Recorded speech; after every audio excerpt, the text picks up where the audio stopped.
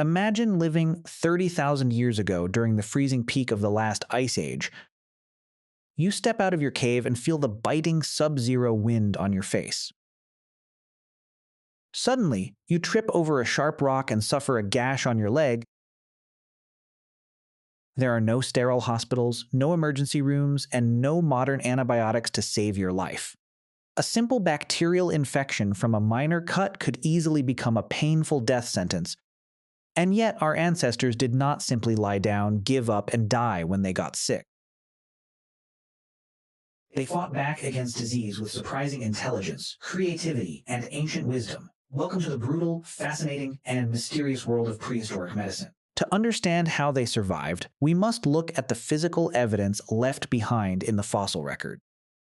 For millions of years, early humans watched wild animals to learn how they healed themselves in nature. This behavior is known as zoopharmacognosy, or self-medication through observing wild creatures. If a wild dog or bear ate a specific bitter leaf when sick, our ancestors noticed it immediately. They realized that nature was a massive living pharmacy filled with cures for every disease. Archaeological excavations of Neanderthal graves have revealed shocking details about their medical knowledge. In Shanidar Cave in Iraq, researchers found a Neanderthal skeleton buried on a bed of wildflowers. Analysis of the soil showed pollen from yarrow, cornflower, and groundsel plants. These are not random decorative flowers. They are powerful natural herbs. Yarrow is known to stop bleeding and clean open wounds, while cornflower reduces inflammation.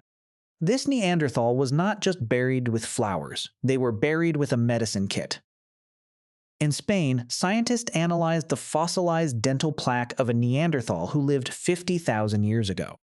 The plaque contained remnants of poplar bark, which contains salicylic acid, the active ingredient in modern aspirin. It also contained traces of penicillium mold, the natural source of the antibiotic penicillin.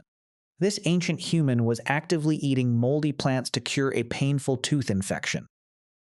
They were using aspirin and penicillin tens of thousands of years before modern science discovered them. They also practiced geophagy, the deliberate consumption of specific clays and soils. They observed that eating volcanic clay helped bind toxins in the digestive tract, curing food poisoning. Many pregnant prehistoric women ate clay to reduce morning sickness and absorb vital minerals. But our ancestors did not just use plants and clay to heal, they performed complex surgeries. The most famous and terrifying prehistoric medical procedure is known as trepanation. This involved drilling or scraping a hole directly into a living person's skull. Archaeologists have discovered trepanned skulls all over the world, dating back 10,000 years.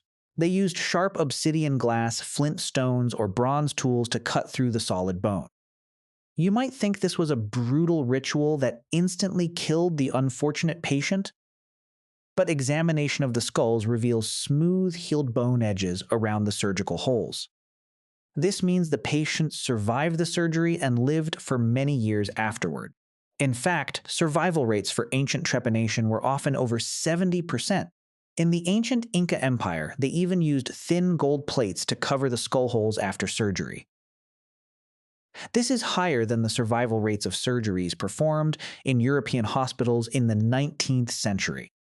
Why did they perform this dangerous brain surgery without anesthesia or modern sanitization? Some anthropologists believe it was to release pressure from head trauma caused by hunting accidents. Others suggest it was a spiritual treatment to release bad spirits, causing headaches, epilepsy, or mental illness. To manage the intense pain during these surgeries, shamans used natural hallucinogens and anesthetics. They boiled poppy seeds to make pain-numbing teas and used psychoactive mushrooms to put patients into deep trances. Imagine the sheer courage it took to lie down and let someone carve a hole in your head with a sharp stone. Beyond brain surgery, prehistoric humans were highly skilled at setting broken bones. Archaeologists have found ancient skeletons with severely fractured limbs that healed perfectly straight. This was only possible because someone in the tribe carefully aligned the bones. They bound them with wooden splints and applied thick clay casts that dried rock hard. They understood the importance of physical therapy, warmth, and immobilization for healing. They also utilized natural geothermal hot springs to treat muscle pain, joint inflammation, and arthritis. They recognized that warm, mineral-rich water accelerated the body's natural healing processes. For wound disinfection, they used iodine-rich sea kelp and seaweed to wrap open cuts. They also cared for the permanently disabled members of their social groups. The Shanidar 1 Neanderthal skeleton belonged to an individual who was blind in one eye, had a withered arm, and could barely walk. Yet he lived to be over 40 years old, which was ancient for that brutal time. He could not hunt or gather food, meaning the tribe actively fed, protected, and cared for him for decades. This reveals a deep sense of empathy, community, and social duty that kept them alive. Their medical practices were also deeply tied to spiritual rituals and shamanic ceremonies. They believed that illness was not just a physical problem, but a spiritual imbalance in the universe. The tribe's healer, or shaman, would dance, chant, and burn sacred herbs like sage to restore balance.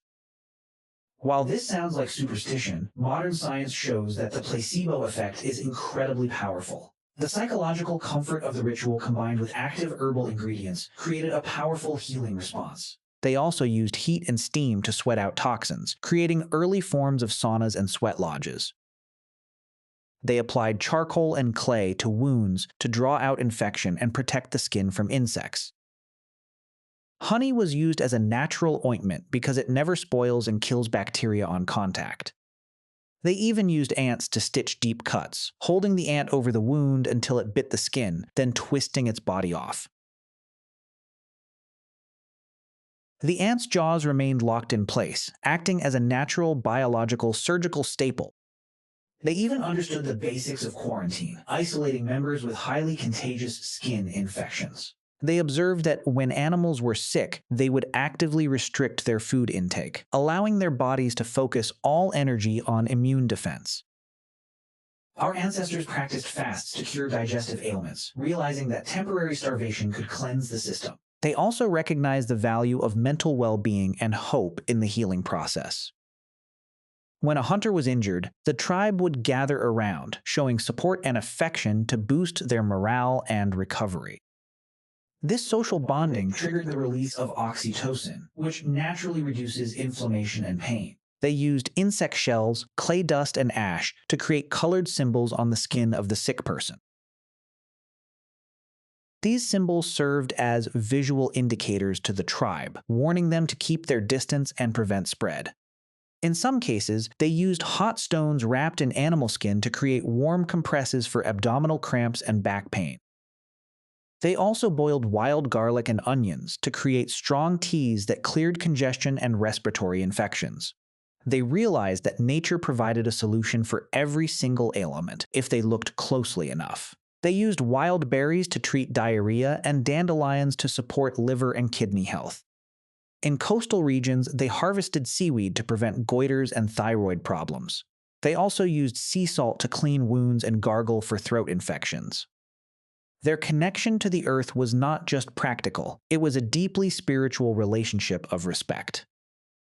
They understood that their health was linked to the health of the soil, the water, and the animals around them. Our modern lifestyle has cut this connection, replacing natural resilience with chemical dependency. We live in clean, climate-controlled environments and wonder why our immune systems are so weak. We must learn from the ancient wisdom of our ancestors to rebuild our natural defenses. We do not need to abandon modern medicine, but we should balance it with primal health practices. Expose your body to challenges, eat clean food, and let your body heal itself. Do not let modern comfort make you fragile, for strength is your birthright. Step out into the fresh air, move your body, and reclaim your health. Live in alignment with your evolutionary biology and honor the ancient healers.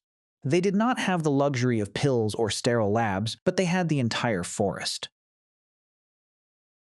By trusting their instincts and observing nature, they passed down the gift of life to us. The next time you feel sick, remember the Neanderthal who ate poplar bark 50,000 years ago. Remember the shaman who danced around the fire to heal the broken bones of the hunters. Your DNA holds the memory of these ancient survivals, and you are stronger than you think. Keep your body active, feed it with clean food, and seek natural challenges. Do not let comfort decay your mind and body. Connect with the healer inside you and let your evolutionary biology guide your path. Stay strong, stay resilient, and always honor the ancient medicine. They built the foundation of human survival, and it is up to us to carry it forward. Reclaim your connection to the earth and live the life you were designed to live. In many prehistoric cultures, healers did not just treat the sick, they served as the living library of the tribe. They memorized the precise seasonal cycles and growth patterns of hundreds of medicinal forest plants. This complex botanical knowledge was passed down orally through elaborate chants and stories. If a shaman died without training an apprentice, the entire community lost its medical safety net. Thus, the preservation of medical knowledge was just as crucial for survival as hunting or tool making.